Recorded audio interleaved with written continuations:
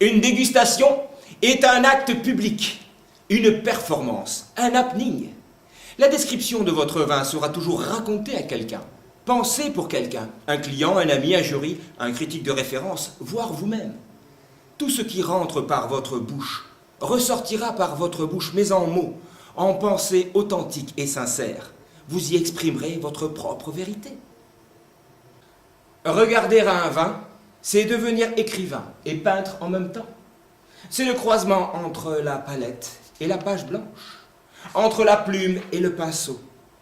Et sur cette page blanche, qu'est-ce que j'écris? Qu'est-ce que vous voyez? Allez.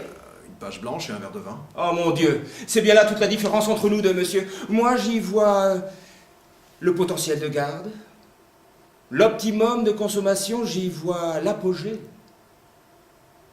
Combien j'ai de nez? Vous avez un nez, monsieur. Faux, j'ai deux nez. En dégustation, monsieur, j'ai toujours deux nez. Et à quoi servent les nez? À s'entraîner. Alors maintenant, je vous demanderai de tout renifler, tout le temps. Et surtout de ne pas avoir honte, de ne pas avoir peur du ridicule, de mettre des mots dessus qui seront les vôtres. Ensuite, vous affinerez en utilisant les mots que les autres aussi utilisent.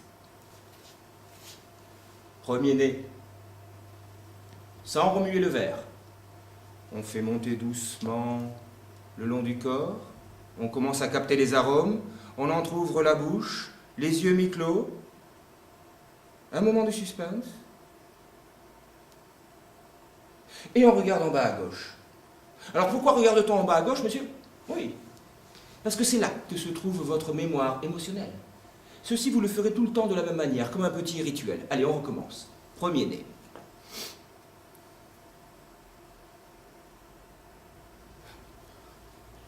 Et c'est maintenant que nous allons pouvoir qualifier les arômes primaires, secondaires, tertiaires.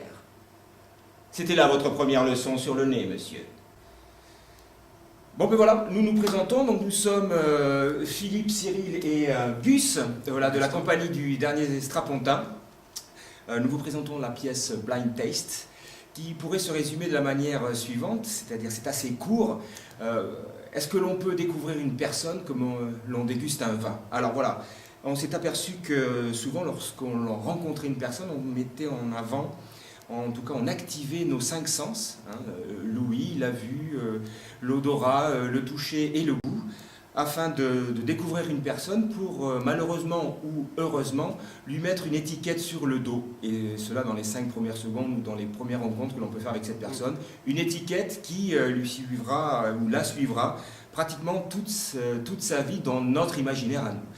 Et en essayant, au niveau du théâtre, au niveau de la compagnie, en essayant de travailler ce ressort humain, cet océan un peu de sensibilité, de sentiment, on s'est aperçu qu'on avait un univers connexe qui nous était très proche, parce que nous sommes donc ici à Bordeaux, qui était aussi le monde du vin, le monde des vignerons, qui, justement, au fil des ans, au fil surtout d'une longue tradition, ont réussi à codifier l'usage de ces 5 sens. Donc voilà, c'est le mariage entre le vin et le sentiment, et à la fin de cette dégustation, toujours pareil, et comme avec une personne, est-ce que l'on recrache ou pas le vin? Voilà, enfin bon.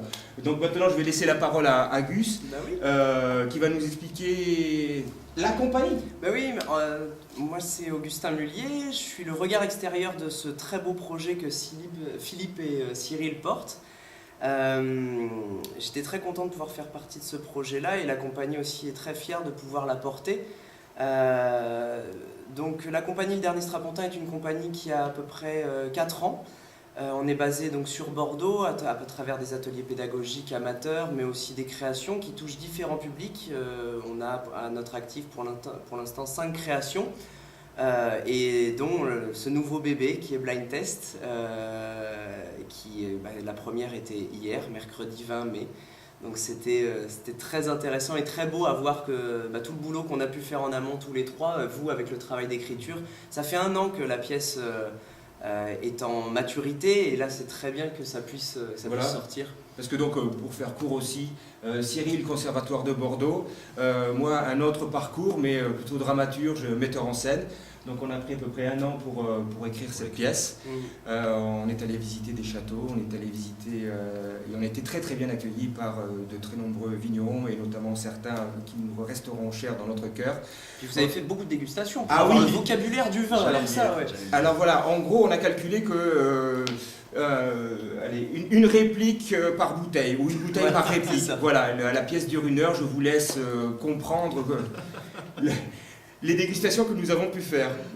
Voilà, donc surtout, alors pourquoi nous sommes devant vous aujourd'hui, maintenant? Oui.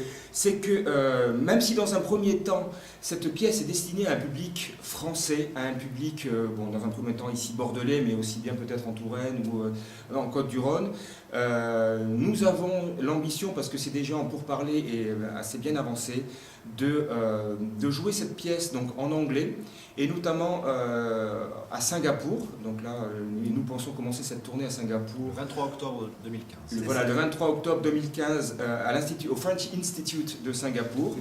Et pour cela, bien sûr, nous avons besoin de financement, ne serait-ce que pour aller là-bas, traduire la pièce quand même de manière professionnelle, et surtout de pouvoir la transformer un petit peu, enfin l'adapter à un public qui serait chinois. Parce que nous avons eu l'occasion de jouer déjà dans des chais, et nous avons joué donc, devant des Américains, devant un public de nos amis chinois, et la pièce telle qu'elle était déjà présentée à ce moment-là a reçu un très très bon accueil. Voilà. Donc voilà, dans un premier temps, c'est continuer à faire vivre cette pièce en français, mais aussi en anglais, matissée de quelques mots de chinois. Et surtout, le clou central de cette pièce, c'est la collaboration que nous avons avec Rémi Dangean.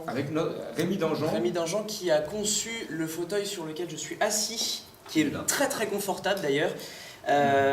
L'idée aussi de ce crowdfunding, bien sûr, c'est voilà, essayer de partir en international pour se permettre de payer les billets d'avion parce que ça a un coût. Mais c'est aussi exactement de pouvoir acheter ce fauteuil, parce que ce fauteuil est magnifique, c'est une œuvre de Rémi qui est très contemporaine et très design, mais c'est un fauteuil qui a un coût, parce que c'est un coût artisanal très fort, et ce qui est tout à fait normal pour reconnaître son travail. Mais on a envie absolument dans la pièce, parce qu'on l'a inclus dans la scénographie du spectacle, on a envie de l'avoir, ce fauteuil. Alors pourquoi on a envie de l'avoir? Parce que, à l'instar du vin, quand on est dedans, quand on s'assoit dedans, on se bonifie. Ah ouais, moi je me bonifie. On s'élève et on s'oxygène et on respire, voilà, et on prend vraiment tous les arômes qu'il faut pour être les meilleurs, et en tout cas atteindre l'excellence ici, et comme on l'espère aussi à l'étranger. Merci à vous, de votre soutien, de votre contribution, voilà, à ce financement participatif. Comme vous le voyez, en tout cas ce projet nous tient à cœur, et nous espérons aussi qu'il rentrera dans le vôtre et que vous l'adopterez, et que il fera partie bientôt de votre univers. En tout cas, merci beaucoup, et à bientôt. On vous tiendra au courant de toute notre actualité pour pouvoir nous suivre sur les planches, dans les chais et partout. Voilà. Merci.